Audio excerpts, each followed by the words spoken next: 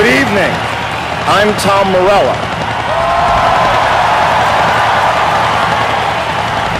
They are four of the most recognizable faces on the planet and one of the most iconic and badass bands of all time. Growing up, Kiss was my favorite band, and it was not always easy being a Kiss fan. Just as Kiss were relentlessly persecuted by critics, their fans were relentlessly persecuted by the self-appointed arbiters of taste in middle schools and high schools across America. Arguments and even fistfights were not uncommon. I recall as a 15-year-old telling one bully, "You can kiss my Kiss-loving ass," because Kiss was never a critics band, Kiss was a people's band. And while there is often debate about who should and shouldn't be in the Rock and Roll Hall of Fame, I think the criteria are actually quite simple.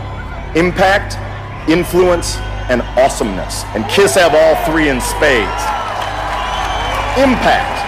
Kiss have sold over 100 million albums worldwide. They have 28 gold albums in the United States alone. That's more than any other American rock band in history. Their theatrics were indisputably groundbreaking, but it was Kiss's music that had an impact on me. They practically invented the live album with Kiss Alive. Then came Destroyer, Rock and Roll Over, Love Gun, Alive 2, Dynasty, all exploding with killer riffs, anthemic choruses, and screaming solos that for 40 years have been filling arenas and stadiums around the world. Influence, simply put, Kiss is the band that made me and millions of others love rock and roll. Their influence is everywhere, from Metallica to Lady Gaga. Kiss have inspired thousands of artists of diverse genres, some of whom may be on a Hall of Fame trajectory themselves. They've been a formative influence on members of Tool, Pearl Jam, Alice in Chains, Slipknot, Garth Brooks, Pantera, Foo Fighters, Motley Crue, Lenny Kravitz, White Zombie, Soundgarden, Nine Inch Nails, and Rage Against the Machine, to name just a few.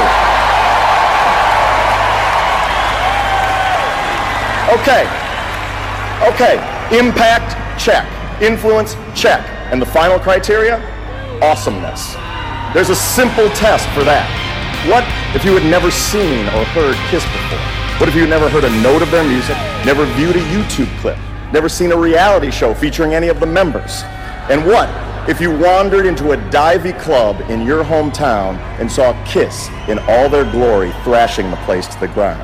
One guy belching fire and spraying blood past his gargantuan tongue, a drum riser bursting through the roof, a guitar player so incredible his axe billowed smoke and shot rockets, a frontman flying back and forth across the joint like a superhero Tarzan, all of them in frightening horror movie, comic book superstar, sexifying kabuki makeup, all of them in black and silver warrior bondage gear and 7-inch platform heels, the place blowing up with explosions, screeching with sirens, raining confetti, all to the pounding soundtrack of bare-knuckle, badass, heavy-duty, liberating rock and roll. What would you say if you saw that? You'd say, that band's fucking awesome. That's what you'd say.